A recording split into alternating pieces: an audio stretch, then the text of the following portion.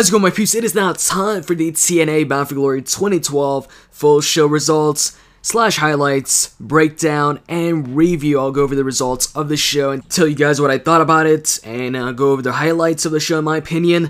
So the show kicks off with a Bound for Glory promo, everybody mentioning their Bound for Glory moment. And then we kick off with our first match, which is for the X Division Championship, Zema Ion versus RVD. And I've got to say, the crowd is it's a really good crowd. They're loud, they're active, they're chanting Rob Van Dam, booing Zema Ion. So we get down to the matchup. Nice match between the two, an entertaining match. It was about, I don't know, it's a little over 10 minutes or so. In that match, Zema Ion hit an awesome looking tornado DDT that seemed like it was going on forever. It seemed like he was spinning forever in that tornado DDT. In the end, Rob Van Dam wins with a Rolling Thunder, followed by the 5-star Frog Splash. A huge reaction from the crowd. The crowd kept chanting Rob Van Dam and actually singing the lyrics, or saying the lyrics of RVD's theme song, which really isn't. There aren't that many lyrics in that theme song anyways, but yeah, they were doing that. Afterwards, you have a backstage interview with Jeremy Borash, interviewing Magnus. Magnus says, well, he asks him, do you think this is your biggest match ever? Magnus states that tonight is the biggest night for everyone. It's Bound for Glory. He puts this over Bound for Glory. And says tonight it's going to be the most devastating loss for Samoa Joe as he becomes the new TV champion. So then right away they move on to the matchup, Magnus versus Joe, and yet another great match for Bound for Glory. 2 great matches in a row. Towards the end, Magnus goes for a chop block. He hits that chop block, and then he wants to start working on Joe's leg, obviously.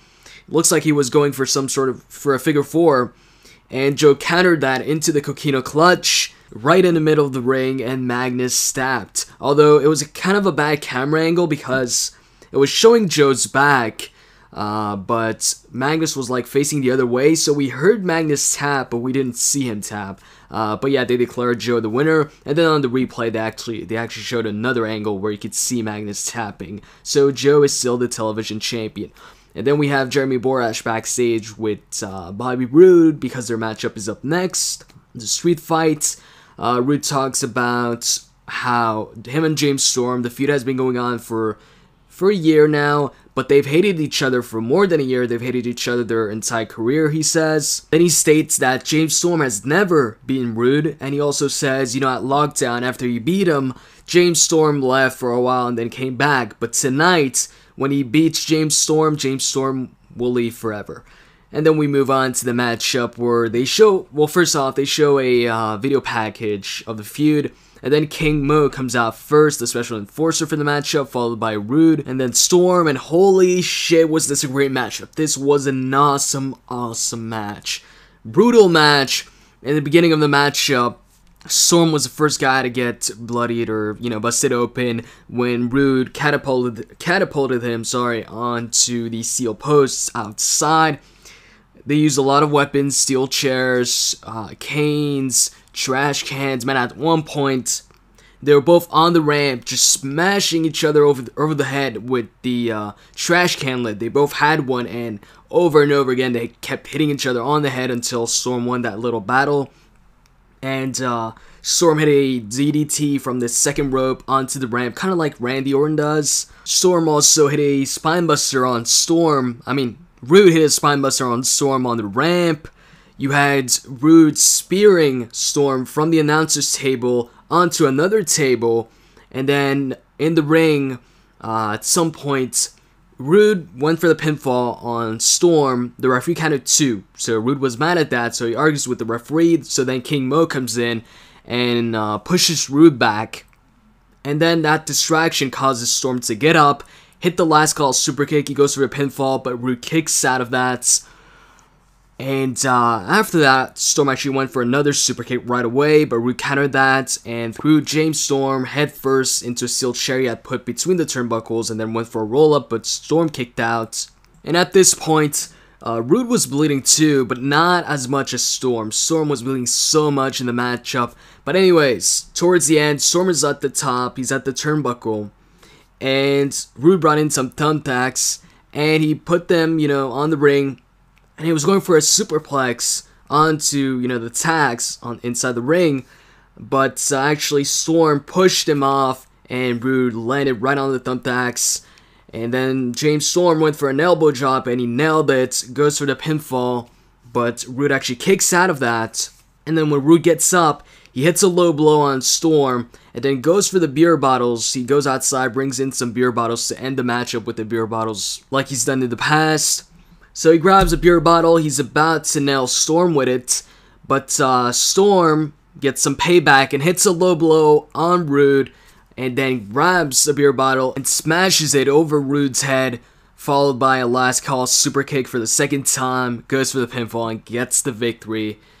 Great match, awesome match, and King Mo really didn't get involved that much, which is, in my opinion, the way it should have been. So afterwards, we had Jeremy Borash once again backstage. This time he's with Joey Ryan. Joey Ryan cuts a promo, says, he should have been handed a contract, right, without even having a match for gut check. And that tonight he's got the home field advantage. And then we go to a promo package for the feud between Al Snow and Joey Ryan, and then we move on to the actual matchup, which ends up being a decent matchup. Snow pulls out the head at some point in the matchup. Towards the end, actually, he's outside the ring, and he has the head in his hand, and he's kind of distracted with that, I guess. And then he turns around and Morgan hits him. Yes, Matt Morgan. He returns and he hits him with the carbon footprint and then rolls him back inside the ring. So Joey Ryan pins him and gets the victory. And then apparently I find out on commentary they say that Joey Ryan just earned a contract, or Morgan just helped Joey Ryan capture a contract. So I guess a contract was on the line here. And after that, Joey Ryan hugs Matt Morgan's leg, and they shake hands, so Taz kind of, hints maybe at an alliance or questions that. And then we get a backstage interview with the World Tag Team Champions of the world. Borash is about to ask them a question from Twitter, but then Kaz interrupts him before he gets to ask that question, and makes fun of Twitter followers, and that all they want is retweets and follows and stuff like that. And then they make fun of their opponents and just state that, they're going to win their match tonight. So then we move on to the actual matchup. And once again, it was another awesome matchup. Lots of high spots, lots of cool spots. All of them flew outside the ring. Like I said, awesome spots in the matchup. Even Hernandez, did his jump from inside the ring to the outside. And at some point, Kaz went for it looked like a Hurricane Rana. When Hernandez was on the apron, looked like Kaz was running up to him, going for a Hurricane Rana to the outside. But Kaz kind of landed hard on his shoulder, and it seemed like he was injured or something like that. At least that's what I got from Taz. But then, he seems like he was fine, and he kept on with the matchup. And towards the end, actually, Hernandez and Chavo Guerrero win the matchup, just like I predicted. And the crowd actually, what's funny, the crowd started booing when they kind of realized or saw that, hey, maybe Hernandez and Chavo are going to win this. It was pretty obvious that Angle, AJ, and the team of Daniels and Kazarian, I guess, or maybe Angle and AJ were the favorite tag team there.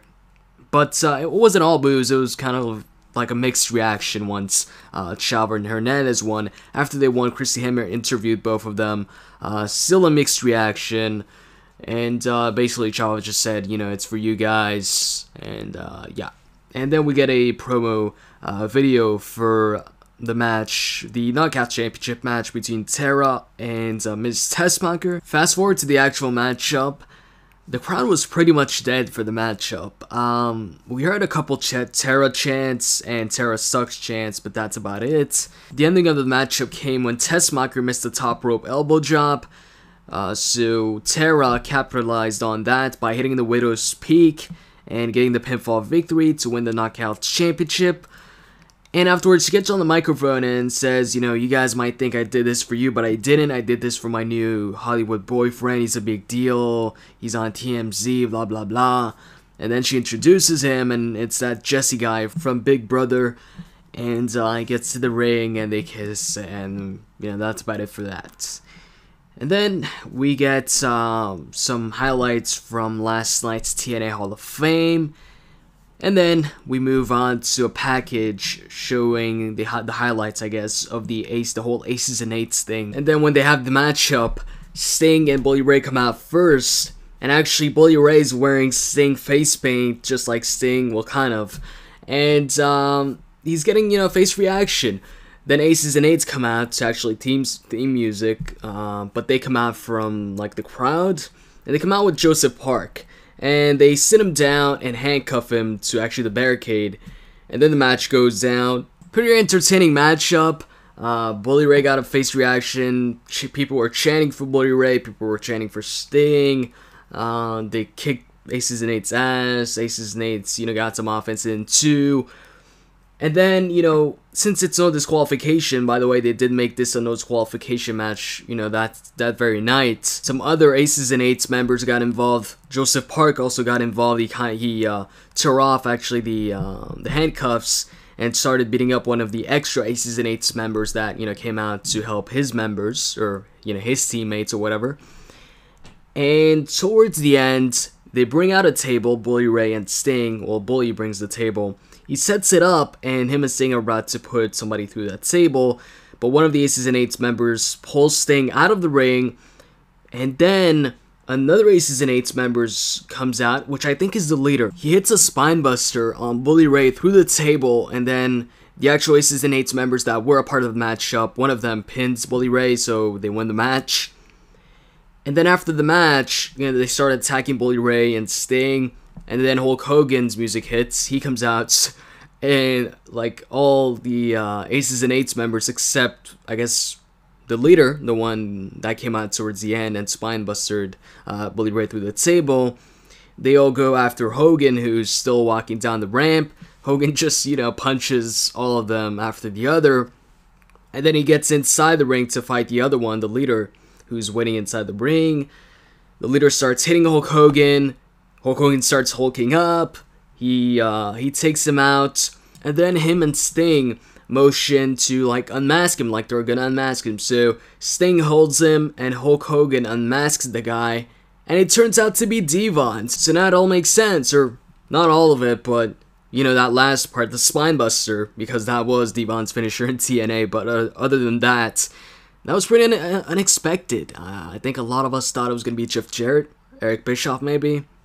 So, yeah, it's Devon, and then Bully Ray's shocked, Sting is shocked, and Hulk Hogan's shocked, and Devon's like, it was me all along, and then he gets out of the ring, and he leaves with his other Aces and Eights members, and Hulk Hogan, Sting, and Bully Ray are still in the ring, confused, shocked at, finding out it's Devon. So now it kind of makes sense that, Hulk Hogan mentioned Devon on TV and mentioned how the contract negotiations didn't go well, and he left TNA. And as they're all in the ring now, all shocked, the crowd starts chanting, "This is awkward."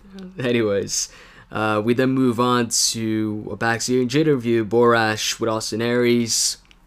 Just like the other, backstage interviews, he basically says he's going to walk out, still the TNA World Heavyweight Champion. Then we get a promo video or package for the actual feud, followed by Jeff Hardy coming out to a new theme song, and then Austin Aries. As far as the match goes, yet another great match. No surprise there. Highlight of the match, or highlight of the match, whatever. I guess it's Austin Aries hitting a top rope, like really top rope, the actual top rope, top turnbuckle, super Hurricane Rana from there. Aries hits a brainbuster, Jeff Hardy kicks out. Eventually Jeff Hardy hits a swanton and gets the pinfall victory to win the TNA World Heavyweight Championship. And actually, what's surprising to me is the crowd was actually pro Austin Aries and not so much Hardy. Hardy was getting a mixed reaction, and I'd say he was actually getting mostly booed, which is weird. Definitely a way different reaction than the Impact Zone. But anyways, that concluded the show. Aces and Eights did not come out afterwards to attack Jeff Hardy or do anything else. Jeff Hardy just won the championship, and that's it. As far as the pay-per-view overall, what I thought about it as an overall show, I thought it was an amazing show. I have to give it a rating. I would give it a 9 out of 10, or maybe even a 9.5. But I'm probably going to settle with 9. just in case. I never give things 10, just in case there's something better. And I know I could give this 9.5, but like I said, there might be something even better. And like I said, I don't give things 10, so 9.5 is kind of like my max. So you get what I'm trying to say. Basically, it was a great pay-per-view, great show, and really great matches on the show. No fillers, no.